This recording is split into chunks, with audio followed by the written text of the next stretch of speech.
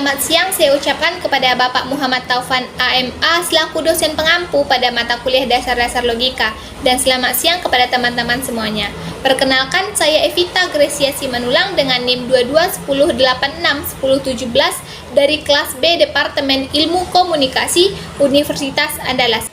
Baik, di sini saya ingin mencoba menyampaikan pandangan terhadap kebenaran dan asas pemikiran dalam ilmu logika.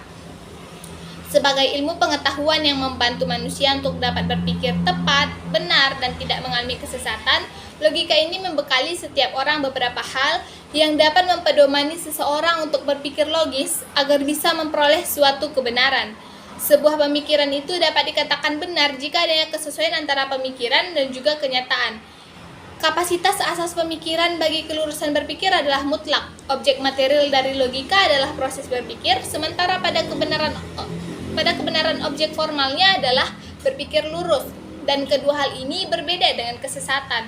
Dapat diambil kesimpulan bahwa logika itu yaitu kebenaran yang logis. Manusia berpikir agar bisa mendapatkan kesimpulan yang benar, atau bisa juga dikatakan bahwa manusia berpikir untuk mendapatkan suatu kebenaran. Kebenaran merupakan lawan dari kekeliruan, karena merupakan suatu keadaan yang dimana ketika pengetahuan itu tidak sesuai dengan objek nyata. Misalnya ada yang mengatakan di atas meja itu ada 5 buah apel. Sebenarnya di atas meja itu ada 6 buah apel. Maka inilah yang disebut dengan kekeliruan atau pengetahuan itu tidaklah benar. Ada hal yang dapat membuat lupa akan kebenaran, yaitu kemampuan bernalar manusia yang tumbuh, yaitu mitos yang ada dalam sebuah masyarakat. Saat ini mitos itu mulai dikenal orang hanya karena tujuan tertentu. Misalnya, adanya kepercayaan masyarakat yang melarang seorang anak agar tidak keluar di waktu maghrib karena adanya hal tertentu.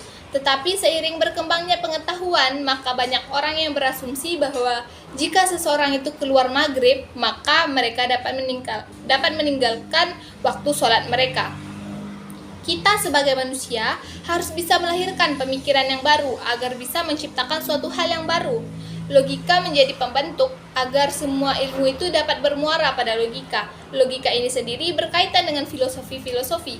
Karena banyaknya filosofi, maka manusia mengalami kesulitan, tetapi dapat dibantu oleh agama. Hanya saja agama tidak sepenuhnya sama dengan perspektif ilmiah, tetapi terkadang juga adanya perbedaan. Kita sebagai manusia harus percaya akan nalar agar kita dapat melakukan penalaran yang benar. Manusia itu mengembangkan nalarnya untuk memecahkan realitas, sedangkan realitas adalah kebenaran itu sendiri, di mana kita ingin mengetahui bahwa kebenaran itu bertingkat-tingkat dan berdimensi-dimensi, maka hal inilah yang ingin dinalarkan oleh manusia. Kebenaran itu akan bertumbuh secara terus-menerus sepanjang zaman sesuai dengan kebutuhan manusia, sama seperti hal fisika yang kita kenal sekarang. Fisika itu bersifat sementara dan fisika masih dapat dikritik secara terus-menerus agar bisa menghasilkan sains yang lebih canggih. Nah, jika terjadi kesesuaian antara realitas eksternal dan internal, maka ini disebut dengan hal yang benar. Jika tidak adanya kesesuaian, maka hal itu tidaklah benar. Manusia mendapatkan berbagai macam pengetahuan dari berbagai macam sumber. Yang pertama, manusia mengetahui realitas eksternal itu berdasarkan panca indera. Ada yang mengatakan bahwa segala sesuatu yang ada di luar sana harus bisa diindrai. Panca indera itu penting sebagai alat untuk mencari kebenaran. Tetapi panca indera ini menjadi tipuan yang nyata karena adanya realitas di luar sana yang tidak dibatasi oleh faktor situasi dan kondisi, tetapi dia ada, dan panca indera ini memiliki keterbatasan. Misalnya, ingin melihat bintang di langit tetapi pada siang hari, maka dapat diambil kesimpulan bahwa bintang itu ada namun tidak terlihat di siang hari. Maka panca indera itu seperti melihat, itulah yang menjadi keterbatasan dalam penyampaian kebenaran. Yang kedua, imajinasi. Apapun teknologi saat ini didapatkan dari imajinasi, tetapi tidak sepenuhnya imajinasi itu bisa disertai karena imajinasi itu bersifat tidak terbatas. Misalnya kita berimajinasi ada sebuah gunung dan emas, tetapi tidak mungkin di dunia ini ada gunung emas. Nah, terkadang ada orang yang imajinasinya tidak sampai, maka hal inilah yang dapat membutuhkan hukum-hukum baru. Yang ketiga, kebenaran ilmiah. Dengan adanya teori dan penelitian yang bisa membuat seseorang menghasilkan sesuatu yang baru, Ada seorang profesor dari ilmu sosial yang ingin meneliti tentang suku anak dalam, dan profesor ini bertemu dengan mereka. Profesor ini ingin mengetahui bagaimana adat dan kebudayaan suku anak dalam, dan kemudian ia mengetahui bagaimana cara mereka hidup berbudaya, dan kemudian ia menyimpulkan bahwa adat suku anak dalam itu unik, dan ini yang disebut dengan kebenaran ilmiah. Kita tidak bisa berpegang pada suatu hal yang berubah-ubah, karena mungkin di saat ini hal itu benar, tetapi bisa saja akan berubah di masa yang akan datang. Yang keempat, kebenaran agama. Kreativitas agama cenderung membawa seseorang pada kepercayaan. Tidak adanya realitas, jika ada pun maka sulit untuk dibahasakan dan dipahami. Artinya adanya keterbatasan dalam kitab suci dari segi bernalar, di mana kita tidak bisa bernalar adanya Tuhan secara langsung. Yang kelima, kebenaran intuitif. Intuitif yaitu melalui perasaan. Ketika semua sumber pengetahuan itu tidak bisa membawa kita pada kebenaran karena kelemahan-kelemahan dari sumber-sumber itu sendiri. Sumber tadi dapat membantu tetapi tidak sepenuhnya. Maka sumber tadi harus bermuara pada hukum logika. Untuk mendapatkan suatu kebenaran, maka harus mematuhi asas-asas pemikiran. Asas dapat diartikan sebagai sesuatu yang mendahului atau titik pangkal dari semua yang muncul. Selain itu, asas pemikiran juga dapat dimaknai sebagai pengetahuan, tempat pengetahuan lain muncul. Suatu pemikiran dapat dikatakan salah jika pemikiran itu bergantung pada terlaksana atau tidaknya asas pemikiran. Asas pemikiran juga dapat dikatakan sebagai pengetahuan yang dapat menunjukkan bagaimana seseorang itu bisa menarik sebuah kesimpulan. Berpikir dapat diartikan sebagai berbicara dengan diri sendiri. Selain itu, pemikiran juga terdapat dua macam, yaitu pemikiran secara langsung, yang kedua pemikiran secara tidak langsung. Di mana pada pemikiran secara langsung, pemikiran ini menggunakan satu pangkal pikir atau langsung dikesimpulkan. Sementara pemikiran tidak langsung menggunakan lebih dari satu pangkal pikir. Jadi pada pemikiran tidak langsung ini menggunakan banyak keputusan agar dapat menetapkan suatu kesimpulan. Sebelumnya telah dijelaskan bahwa logika adalah ilmu yang mengajarkan cara berpikir lurus. Sementara pemikiran yaitu suatu cara untuk menggunakan akal yang berguna untuk mengambil kesimpulan agar dihasilkannya suatu pendapat. Semua orang memiliki hukum akal dan asas pemikiran yang sama. Tetapi jika seseorang yang banyak memiliki pengetahuan, maka orang tersebut akan banyak menghasilkan sesuatu yang baru dan banyak hal yang dapat diolah dari dirinya. Menurut Thomas, kepintaran itu hanya 98% karena kerajinan dan hanya 2% orang yang benar-benar pintar.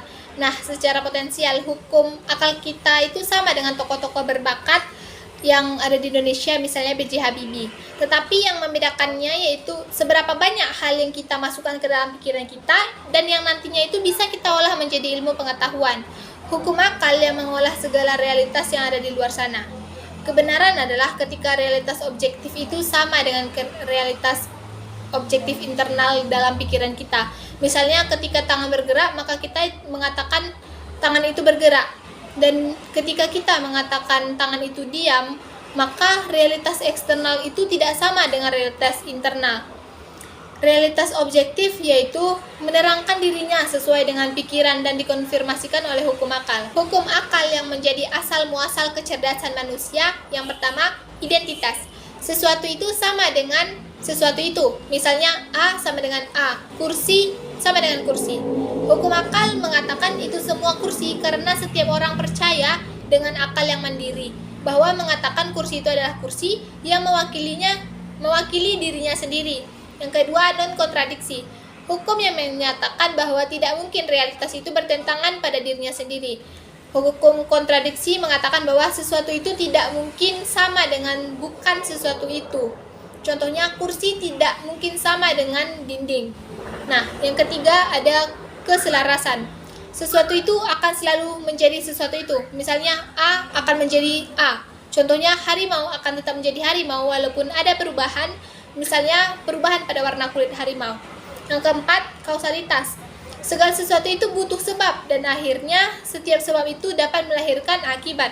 Contohnya, sebuah kursi tidak akan ada tanpa adanya sebuah sebab. Dalam kebenaran harus ada asas-asas pemikiran.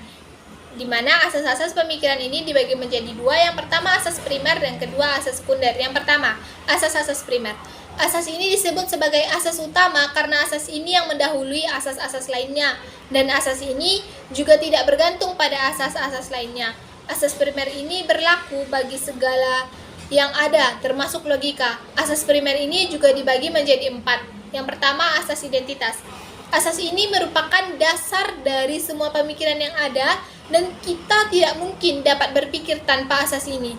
Menurut asas ini, setiap pengertian itu haruslah tetap berpegang dalam artian yang sama, dan jangan sampai suatu pengertian itu dapat diartikan secara berubah-ubah dan berbeda. Contoh dari asas ini yaitu jika kita mengakui bahwa ada suatu benda A, maka ia akan tetap A, bukan B, C, ataupun D. Contoh lainnya yaitu gula itu rasanya manis, bukan asam, dan juga bukan pedas.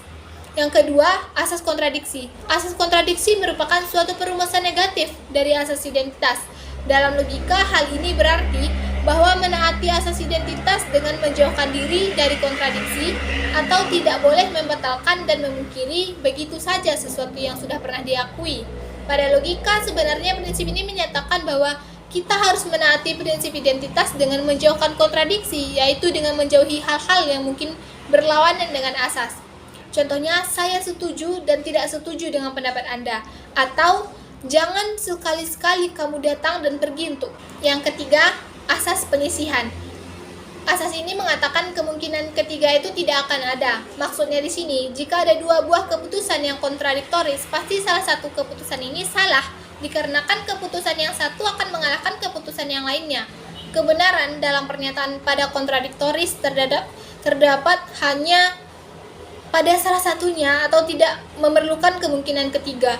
Tidak mungkin dua keputusan itu benar, dan tidak mungkin pula kedua keputusan itu salah.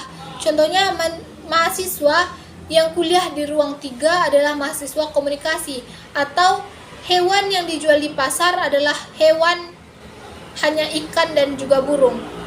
Yang keempat, asas alasan yang mencukupi. Segala sesuatu yang ada memiliki alasan yang cukup untuk adanya, ini merupakan pernyataan pada asas alasan yang mencukupi. Alasan dan ataupun segala sesuatu itu tidak bisa dimengerti, akan tetapi jangan memperluas penerapan asas alasan yang mencukupi ini pada semua yang ada. Penerapannya pun tidak boleh dikarenakan pada sesuatu yang hanya menggunakan satu saja sebab. Tidak semua kenyataan dapat dimengerti dengan cara yang memadai karena pikiran manusia itu sangat terbatas. Misalnya, batu dapat dilempar dan dijatuhkan diakibatkan karena adanya daya tarik bumi. Atau contoh lain, seseorang dihukum karena mengambil milik orang lain. Yang kedua, asas-asas sekunder. Asas sekunder ini dikatakan merupakan pengkhususan dari asas-asas primer. Asas sekunder bisa atau tidak dapat dipandang dari sudut isi dan sudut luasnya. Seperti yang pertama, dipandang dari sudut isinya, itu terbagi menjadi 2, yaitu asas kesesuaian. Asas kesesuaian menyatakan bahwa terdapat dua hal yang sama, salah satu diantaranya sama dengan hal yang ketiga. Oleh karena itu, hal yang lain juga sama dengan hal yang ketiga. Yang kedua, asas ketidaksesuaian. Asas ketidaksesuaian mengatakan ada dua hal yang sama, tetapi salah satu di antara hal ini tidak sama dengan hal yang ketiga. Maka dari itu hal yang lain juga tidak sama dengan hal yang ketiga. Yang kedua, dipandang dari sudut luasnya, terbagi pula menjadi 2. Yang pertama, asas dikenakan semua. Apa yang secara universal diterapkan pada seluruh lingkungan suatu pengertian atau subjek juga boleh diterapkan pada semua bawahannya. Yang kedua, asas dikenakan pada semua. Apa yang secara universal tidak dapat diterapkan pada suatu pengertian atau subjek juga tidak dapat diterapkan pada semua bawahannya. Sekian penyampaian pandangan mengenai kebenaran dan juga asas-asas pemikiran dalam ilmu logika. Saya ucapkan terima kasih.